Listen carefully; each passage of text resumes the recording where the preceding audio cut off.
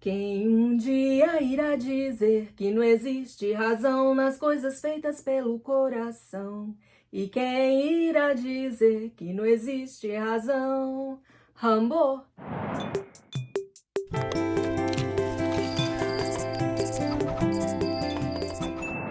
Clube de Literatura Clássica no ar, e o unboxing de hoje é a surreal obra de um maldito autor. Obras completas de Arthur Rimbaud. So cliché, I see the sparks you throw my way. I know your name is written on everyone's mind. Your whole show is captivating me, but don't think that I can see right through that disguise. But when you got close to me, you had me falling so hard, baby, yeah, now I get it, you got heads turning, and you don't even try. Well, would you look at that, my glass is empty, how about I get another drink, baby, okay, I get it, you got fire burning, right there in your eyes. But when you got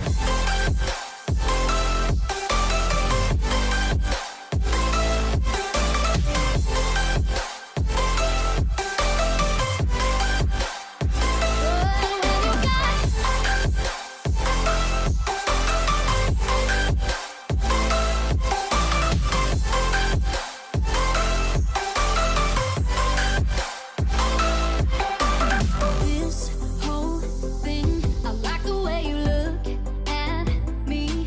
How about we just go with the flow? Now you know I feel it too. But I don't think this could be something that becomes a thing. Maybe just for tonight, then I'll be over you. But when you got close to me, you had me falling so hard, baby, yeah, now I get it, you got heads turning, and you don't even try.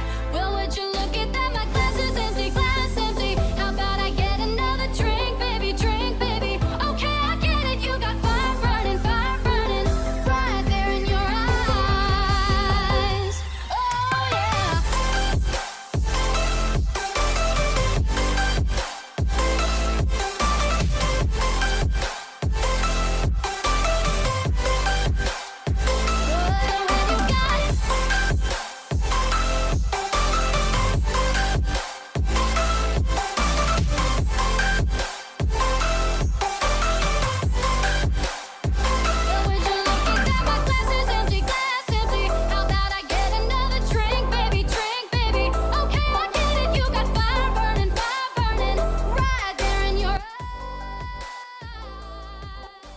Aqui nós temos o marcador temático do clube, representando toda essa construção, reconstrução e desconstrução da vida. Nessa temática surreal, nós vamos encontrar um olhar revoltoso sobre as normas sociais. Temos um roteiro de viagem e os questionamentos da existência próprios da idade do poeta. Fala se a letra do Rimbaud não é linda? É muita delicadeza. Já reparaste que os poetas podem cantar as coisas mais belas e os dias mais tristes? E percebeste que ao menos 3 dos maiores poemas já escritos, Odisseia, a Divina Comédia e os Lusíadas, são relatos de viagem? A viagem é uma das grandes metáforas da vida. Falando nisso, tenho de correr. Estou indo para pontinhos, uma das inúmeras colônias britânicas. Até breve e um abraço, Rosa. Eu não sei quem é a Rosa, mas que sorte! O Rimbaud, este poeta francês, ele escreveu toda a sua obra durante a adolescência e simplesmente é genial, inovador. E o personagem Rambo de Sylvester Stallone não chama Rambo à toa, é homenagem a Rimbaud. Rimbaud é um poeta rebelde. Aqui no cardzinho, nós também vamos encontrar o surrealismo representado. E aqui mais um quotezinho do Arthur Rimbaud. Ah, que lágrimas lança a mãe no luto da perda, Como banha num rio de choro a tumba querida. Mas assim que repousa os olhos, num sono suave, eis que brilha pequeno no róseo limite celeste. O anjo que adora chamar o doce nome materno, ele sorri ao seu sorriso e, subindo nos ares, voa em volta da atônita mãe, com asas de neve, e ela cola então seu lábio aos lábios divinos Arthur Rimbaud. Assinatura do poeta. Só a título de curiosidade, o Brasil também teve um grande poeta adolescente que simplesmente genial. Ele escreveu Lira dos 20 anos e é ele mesmo, Álvares de Azevedo, sabia? Tão melancólico, se construindo e desconstruindo quanto Rimbaud.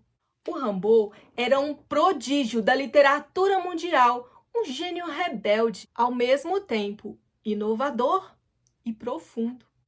O Rimbaud foi precursor da poesia moderna, então nós não podemos encaixar ele ou dentro do surrealismo ou totalmente dentro do simbolismo. Então essas ideias desse poeta inovador é que abriu portas para essa escola literária. Esse poeta, desde os 15 anos, ele mostrou um estilo único, ele rompeu com a rima e com a métrica atual. Ou seja, ele rompeu com as convenções literárias. Então nós temos um espírito de um poeta insurgente, educado em ambiente provinciano. Isso significa que o Rimbaud era filho de uma mãe muito rigorosa, mas isso não impediu de fugir de casa para se aventurar na vida. Uma curiosidade é que o Rimbaud teve um envolvimento amoroso com o poeta Paul Verlaine. Foi aí que o Paul convidou o Rimbaud para viver com ele em Paris. Mas foi um relacionamento muito tumultuado, porque o Paul é um poeta simbolista. Então nós temos aí também esse espírito de inquietação, de tumulto e até mesmo letárgico e de pura tristeza, às vezes até mesmo depressivo. O simbolismo, ele vai trazer para a gente essa introspecção, mas olhando os dois lados da vida. O lado negativo, até mesmo com uma certa beleza. Sabe aquela beleza escondida no que é feio? Isso é o simbolismo. A partir daí, o Rimbaud começou a viver nesse relacionamento tumultuado diante de uma vida boêmia. Pega as palavras, um relacionamento tumultuado, autodestrutivo, violento e, sobretudo, caótico. Rimbaud sofreu violência psicológica e até levou um tiro no pulso do próprio companheiro. Nessa época era muito complicado assumir um relacionamento homoafetivo, porque o preconceito era enorme. Nós estamos falando de um autor que foi educado de uma maneira provinciana, ou seja, num lugar pequeno, onde as pessoas eram, de certa forma, mexeriqueiras.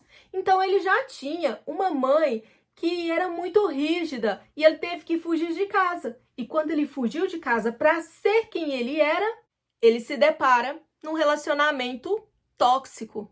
Então nós estamos falando de um autor que, apesar da pouca idade, da adolescência, ele teve que se destruir e se reconstruir muitas e muitas vezes. Toda a poesia do Rimbaud vai refletir esses sentimentos.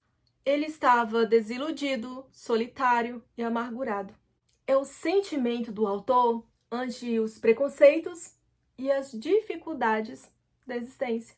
Este é o Rimbaud, que não é o Rambo, mas bem que poderia ser. Isso porque o Rimbaud era explosivo e estraçalhava tudo com a sua metralhadora de palavras. Este Rambo, ou Rimbaud, pronunciando em francês, ele não tinha medo de se sujar de lama, ou seja, ele não tinha medo da má reputação. Esse jovem gênio que viajou pelo mundo teve uma vida errante interessante. Ele morou na África, foi comerciante, mercador de café, explorador e praticante de atividades ilícitas. Mas o mais triste é que esse gênio inconformista, ele morreu jovem demais, aos 37 anos com câncer. Ele é um dos maiores poetas de todos os tempos. Ele evoca imagens oníricas. Que são oníricas? São sonhos, são aquelas perturbações mentais que a gente tem, onde o corpo fica letárgico na cama e a gente não sabe bem se está sonhando ou se está naquele ambiente estranho. Então, nós podemos chamar de sonhos, alucinações, devaneios, ou como Rimbaud mesmo colocou nas suas obras, liberdade, revolta, transcendência. Nós temos aqui nessa capa moderna, eu estou chamando de moderno porque essa capa ela é surpreendente. É um tipo de capa que não se vê em livros clássicos, então é uma capa com uma pegada atual, por isso estou dizendo moderno. Mas a arte da capa do livro é uma arte surrealista, assim como a obra do autor. Então nós temos aqui uma capa que se encaixa perfeitamente com a personalidade do autor, porque essa é uma capa cheia de desconstruções, desconstruindo, inclusive, o rosto do poeta, a personalidade dele, que foi moldada a partir de toda essa vivência dele, todo esse sofrimento, apesar de muito jovem.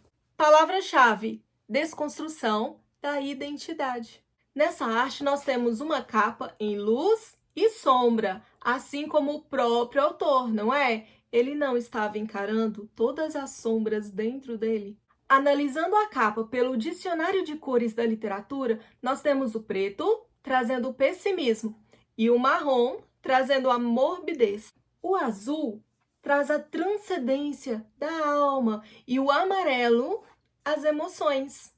Esse amarelo não é aquele amarelo aberto, feliz, é um amarelo que traz uma espécie de emoção difusa e vai partindo aqui, ó, para o tom de dourado. Vai significar todos os transtornos, os traumas e o psiquismo do autor.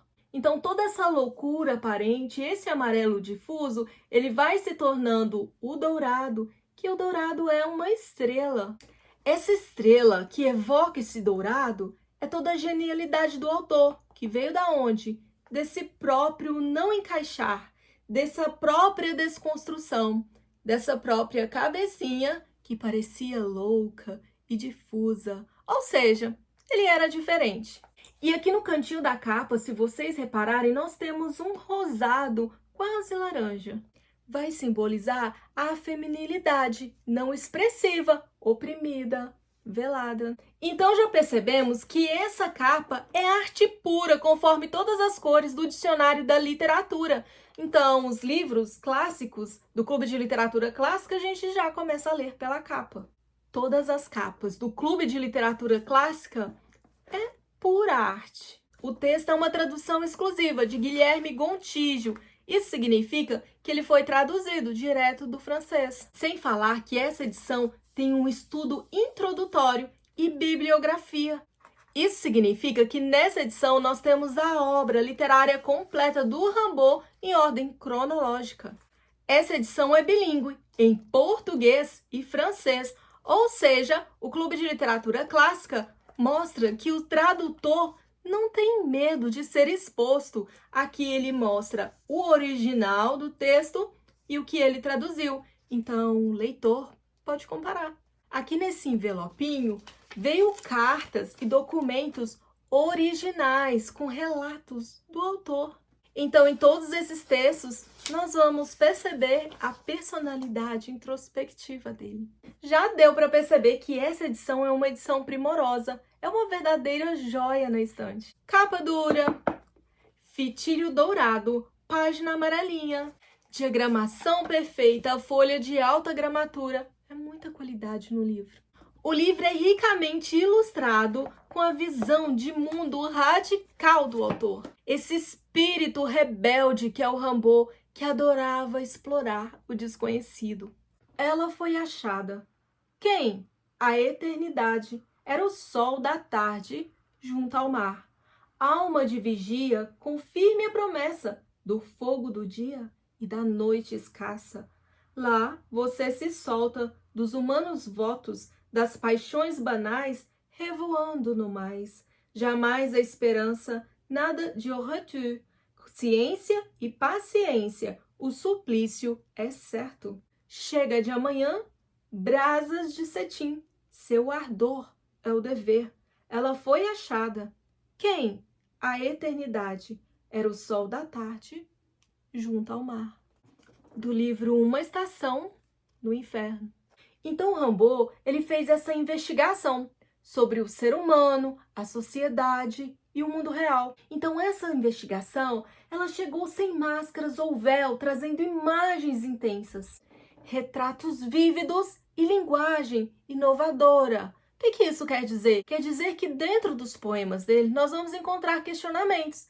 Então o poema nos faz pensar, o poema nos traz perguntas e o poema nos traz imagens. Nós conseguimos fazer a imagem dentro da nossa cabeça exatamente como o poeta está dizendo. Lembrando que ele é surrealista. Então a gente tem essas imagens distorcidas que ao mesmo tempo nós conseguimos ver. O poeta completou 171 anos do seu nascimento. Parece tão real, não parece? Tão atual a linguagem do poema dele? Nesse livro nós vamos encontrar a condição humana, reflexões sobre a vida e até mesmo alienação. Temos desespero, liberdade, busca por sentido, espiritualidade, misticismo, sensações, psicanálise e todas as nuances simbólicas e surrealistas. Peraí, professora, você está falando de simbolismo, surrealismo, mas eu não estou entendendo nada. O simbolismo é uma escola literária que traz temas profundos e místicos, simbólicas, evocativas, metafísicas, além de espirituais e místicas. Ainda tá difícil? Os poetas simbolistas, eles são negativos, pessimistas, depressivos. E eles são crus, ou seja, eles não enfeitam a palavra, não enfeitam a vida. Eles falam daquela maneira, eles falam a verdade. É por isso que eles são chamados de poetas malditos, porque parece que está amaldiçoando tudo nos seus poemas. Lembra o Baudelaire, que escreveu Flores do Mal, que é um dos poetas mais conhecidos do simbolismo? Ele escreveu Escarra nessa boca que te beija. Porque o poeta vem revelando muito mais, porque ele traz, além dessas intenções do amor, as intenções humanas. Porque esses poetas, eles enxergavam muito mais, eles enxergavam os dois lados da vida, não aquele lado lindo, bonito, romântico, mas também aquele lado de sofrimento e até mesmo com aquela certa maldade. Então, além do amor, há também as intenções humanas, que nós bem sabemos que nem sempre são boas, muito menos virtuosas. Lembra no arcadismo? Onde a mulher é vista como pastora, como a santa. Na Divina Comédia, a mulher é vista como a santa, a Beatriz. É aquela mulher perfeita, bela, recatada e do lar. Então, essa ideia já começou a ser quebrada aí mesmo no simbolismo. Já o surrealismo é a desconstrução da realidade. Um outro autor surrealista é o Kafka. Então, tudo no mundo tem a lei, tem a ordem. O surrealismo vai quebrar toda essa construção. O caos original é a libertação da mente, do inconsciente. No popular, para ficar mais fácil, é um viajar na maionese, é um brisar, é um estado inconsciente da mente. Comer um cogumelo legal e ver gnomos, se é que vocês me entendem. É isso. Eu interpreto a vida de acordo com o que eu sinto e não como a realidade ordenada do mundo é, como as leis sociais, como as crenças, como toda a ordem, como tudo que tem que ser, como deve ser. Para esses autores, a poesia é um conectar de almas. Como disse o professor John Cage, do filme A Sociedade dos Poetas Mortos.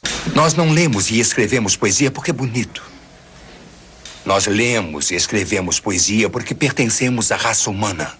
E a raça humana está cheia de paixão. Então a poesia está acima da utilidade pragmática. Por quê? Porque a poesia traduz o amor e todo encanto desse mundo. A poesia serve para fazer a vida valer a pena. Essa relação amorosa doentia de Verlaine e Rimbaud até virou um filme, sabia? Eclipse de uma Paixão. E o Rimbaud foi interpretado por Leonardo DiCaprio. Gente, não podia ser melhor. Com Rimbaud, a gente entende que os livros são pontes que conectam almas. Um clássico da literatura como esse atravessa o tempo e o espaço. nos lembra que somos parte de algo muito maior.